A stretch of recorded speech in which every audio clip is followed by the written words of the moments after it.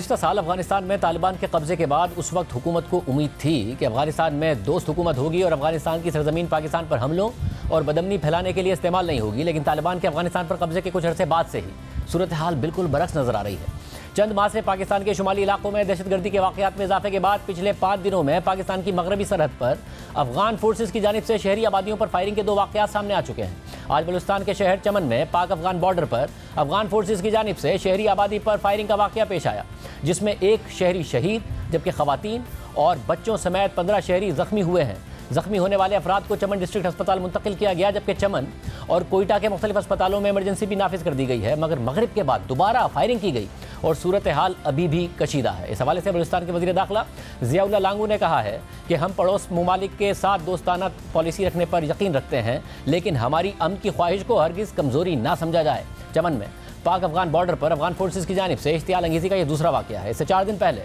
اتوار کو افغان سرحدی فورسز نے بھاری اسلحے سے چمن میں عام شہریوں کو نشانہ بنایا، جس میں 7 افراد شہید اور 17 زخمی ہو گئے تھے۔ واقعے پر احتجاج کرتے ہوئے پاکستان کی جانب سے سرحد کچھ گھنٹوں کے لیے بند کر دی گئی تھی، جس کے بعد وزیر دفاع خواجہ آصف نے اعلان کیا کہ افغانستان کی طرف سے معذرت اور یقین دہانی کرائی گئی ہے کہ آئندہ یہ واقعہ نہیں ہوگا۔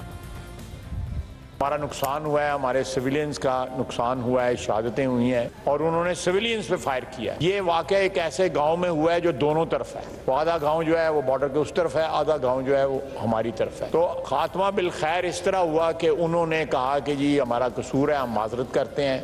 اور آئندہ یہ واقعہ جو ہے نہیں ہوں گے۔ فی الحال یہ معاملہ جو ہے بخوبی جو ہے وہ سیٹل ہو گیا ہے، نقصان ہوا ہے، ان پرووکڈ اٹیک انہوں نے کیا ہے، لیکن انہوں نے ایک اپالوجی کی ہے اور یہ معاملہ جو ہے وہ وہاں پہ طے پا گیا ہے۔ لیکن خود وزیر دفاع کے اس اعلان کے 3 دن بعد چمن میں ہی دوبارہ سرحد پار سے اشتعال انگیزی اور عام شہریوں کو ٹارگٹ کرنے کا واقعہ پیش آ گیا ہے، جبکہ اس سے پہلے گزشتہ مہینے نومبر میں بھی چمن میں پاک افغان باب دوستی پر افغانستان سے ایک اسلحہ بردار شخص کی پاکستانی سیکورٹی اہلکاروں پر فائرنگ کا واقعہ پیش آیا تھا، جس میں 1 فوجی شہید اور 2 زخمی ہو گئے تھے۔ اس کے بعد باب دوستی غیر معینہ مدت کے لیے بند کرنے کا اعلان کیا گیا تھا، لیکن پھر پاکستانی حکام اور طالبان کے درمیان مذاکرات کے بعد اسے 1 ہفتے بعد دوبارہ 22 نومبر کو آمد و رفت کے لیے کھول دیا گیا تھا۔ اس سے پہلے گزشتہ ہفتے افغانستان میں پاکستانی سفارت خانے پر بھی حملہ ہوا تھا، جس کی ذمہ داری داعش نے قبول کی تھی۔ اس واقعے کے بارے میں افغان حکومت نے کہا تھا کہ یہ داعش کے ایک گروہ کی جانب سے کیا گیا ہے، جس کا مقصد افغانستان اور پاکستان کے درمیان کشیدگی پیدا کرنا ہے۔ اس کے علاوہ ریاست پاکستان کو امید تھی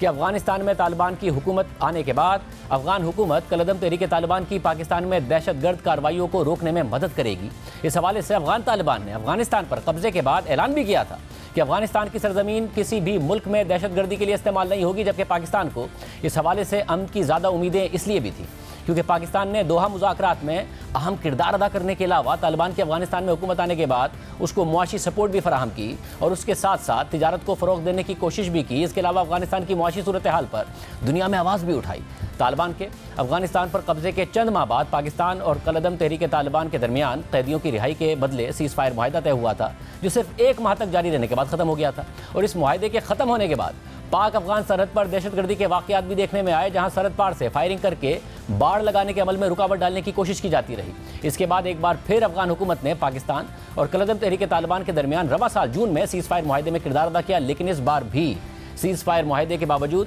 خیبر پختونخوا میں دہشت گردی کے واقعات میں اضافہ دیکھا گیا، اور پھر 5.5 ماہ بعد گزشتہ ماہ یہ سیز فائر معاہدہ بھی ختم ہو گیا اور کوئٹہ میں پولیس ٹرک پر ایک حملہ کر دیا گیا۔ اس کی براہ راست ذمہ داری بھی تحریک طالبان پاکستان نے قبول کر لی، جبکہ ایک رپورٹ کے مطابق طالبان کے قبضے کے بعد پاکستان میں دہشت گردی کے واقعات میں 51% اضافہ دیکھنے میں آیا ہے۔ اس پوری صورتحال پر بات کریں گے۔ سینئر صحافی سلیم صافی صاحب ہمارے ساتھ موجود ہیں۔ صافی صاحب بہت شکریہ ہمیں شو میں جوائن کرنے کے لیے۔ صافی صاحب آپ ان صحافیوں میں سے تھے جو سالوں سے کہہ رہے تھے کہ اس قسم کی توقعات نہ رکھی جائیں، یہ نہ سمجھا جائے کہ افغان طالبان اور پاکستانی طالبان الگ ہیں یا پھر کوئی پاکستان کے لیے بہت اچھے نتائج اس سارے معاملے کے نکلیں گے۔ اب پاکستانی جو تحریک طالبان پاکستان ہے اس کے حملے ایک طرف، یہ بارڈر فورسز کارروائی کر رہی ہیں۔ 3 ہفتے پہلے ہمارے وزیر دفاع نے بتایا کہ انہوں نے کہا آئندہ نہیں ہوگا، یہ 3 دن کے اندر اندر دوبارہ ہو گیا۔ کیا ہو رہا ہے؟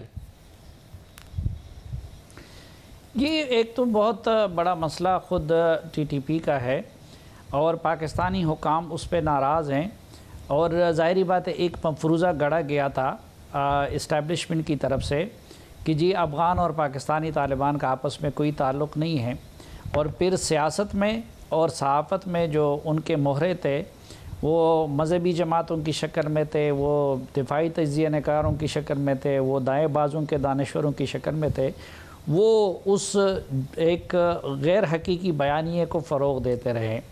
اب جب ایک طرف طالبان کی حکومت وہاں پہ آ گئی تو پتہ چلا کہ اشرف غنی کی جیلوں سے بھی 4-5 ہزار ٹی ٹی پی کے لوگ چھوٹ گئے، پھر اسی طرح یہاں سے بھی بہت سارے سلیپنگ سیلز کے وہاں چلے گئے۔ تو اس وقت ٹی ٹی پی وہاں پہ افغان حکومت کے لیے ایک بہت بڑا سہارا ہے۔ صرف ماضی میں تھا تو پاکستان کو یہ شکایت ہے، جس طرح توقع کی جا رہی تھی کہ جی بس وہ ان کو کاد سے پکڑ کے پاکستان کے حوالہ کر دیں گے، تو اس کی بنیاد پہ تو ایک ٹینشن چل رہا ہے دونوں طرف سے۔ اور پھر یہ بارڈر پہ اس طرح کے واقعات اس لیے بھی ہوتے ہیں کہ ایک تو یہ باڑ جو لگائی گئی ہے تو بعض اس میں ایسے جگہ ہیں کہ وہ پوری ایگزیکٹ سرحد پہ نہیں لگائے گئے ہیں، بلکہ مثلاً ہو سکتا ہے کہ پاکستان کا ایریا وہ 1 کلومیٹر آگے ہو، لیکن باڑ کے لیے پیچھے 1 کلومیٹر کا ایریا اس کو مناسب سمجھا گیا ہے۔ تو کچھ اس کی وجہ سے غلط فہمیاں پیدا ہو جاتی ہیں۔ اور پھر سب سے جو بڑا مسئلہ ہے وہ طورخم اور بالخصوص چمن بارڈر پہ وہ لوگوں کی آمد و رفت کا ہے، وہ سمگلنگ کا ہے، اس میں اس طرف کے لوگ بھی ملوث ہیں، اس میں اس طرف کے لوگ بھی ملوث ہیں۔ اور جب روزانہ اگر آپ جائیں تو وہاں ویزوں کے لیے یا ویزوں کے بغیر مثلاً چمن بارڈر پہ وہ ایزمنٹ رائٹس حاصل ہیں کچھ لوگوں کے کہ وہ صرف بغیر ویزے کے اس پہ آ جا سکتے ہیں۔ تو یہ سمگلنگ کے اور اس طرح کی چیزیں مل کے کیونکہ دونوں طرف اس سے وہ ہوتی ہے تو عموماً وہ بھی غلط فہمیوں کا وہ بن جاتا ہے، اور لوکل سطح پہ کسی ایک طرف سے یا دوسری طرف سے پہل ہو جاتی ہے، اور پھر نتیجہ جو ہے وہ اتنے بڑے تصادم کی صورت میں نکلتا ہے۔ تو صاحب 3 دن پہلے یقین دہانی کرائی گئی، اس کے باوجود یہ واقعہ ہونا کیا جو خود اپنی حکومت پر رٹ نہیں ہے طالبان کی، یا کیا وجہ ہے اس کی؟ دیکھیے، ایک تو پاکستان میں بھی علمہ یہ ہے کہ وزیر خارجہ ہو یا وزیر دفاع ہو یا اس طرح کے لوگ ہوں، ان کو افغانستان سے نہ دلچسپی ہے اور نہ افغانستان کے زمینی حقائق کو ان کو ادراک ہے۔ آپ نے دیکھا ہوگا ہر ایک کو شوق ہوتا ہے امریکہ کے دورے کا، برطانیہ کے دورے کا، عرب ممالک کا، لیکن کابل جانے کی صرف یا تو اسٹیبلشمنٹ کے لوگ ڈیل کرتے ہیں، یا صادق خان صاحب شب و روز ڈیل کرتے ہیں، یا ابھی ہینا ربانی کر صاحبہ ادھر وہ گئی ہیں۔ اب جو طالبان کی حکومت ہے، ایک تو یہ ہے کہ ان کی پاکستان پہ محتاجی کے لیے محتاجی بالکل ختم ہو گئی ہے، اور اس وقت سب سے زیادہ دنیا میں اگر وہ کسی کے محتاج ہے تو وہ امریکہ کے ہیں، کیونکہ اور امریکہ کی کوئی محتاجی نہیں رہی۔ امریکہ کے ڈرون فضاؤں میں ہیں، ڈی لسٹنگ ان کے ہاتھ میں ہیں، ان کی ریکگنیشن ان کے ہاتھ میں ہیں۔ اسی طرح کچھ طالبان جو ہے وہ ایران کے زیر اثر ہیں، کوئی کسی اور ملک کے زیر اثر ہیں، پھر ان کے اندر بھی 2 طرح کی سوچ پائی جاتی ہے۔ پھر یہ جو بار بار جس کی طرف آپ نے ایک تو ہم یہ التجا کرتے رہے کہ ان دونوں کو الگ نہ سمجھا جائے، لیکن دوسری التجا آپ کو یاد ہوگا آپ کے پروگرام میں بھی کہ جب عمران خان صاحب اور ان کے ساتھی اور مذہبی جماعتیں اس وقت جشن منا رہی تھی تو ہم کہہ رہے تھے کہ جشن نہ منائیں۔ اس کی وجہ یہ تھی، پھر ہمارے جب DGISI گئے وہاں پہ تصویر بنائی تو وہ لوگ اپنے عوام میں اور اپنی صفوں میں ڈیفینسو پہ آ جاتے ہیں،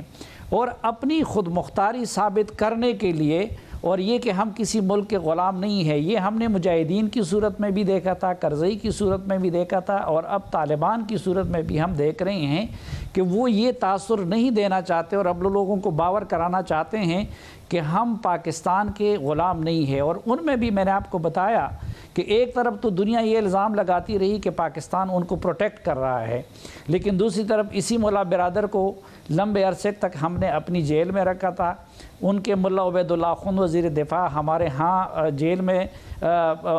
وفات پا گئے، ان کے استاد یاسر ایک اور وزیر تھے۔ تو یہ چیزیں بھی ادھر لو اینڈ ہیٹ معاملہ ہے پاکستان کے بارے میں۔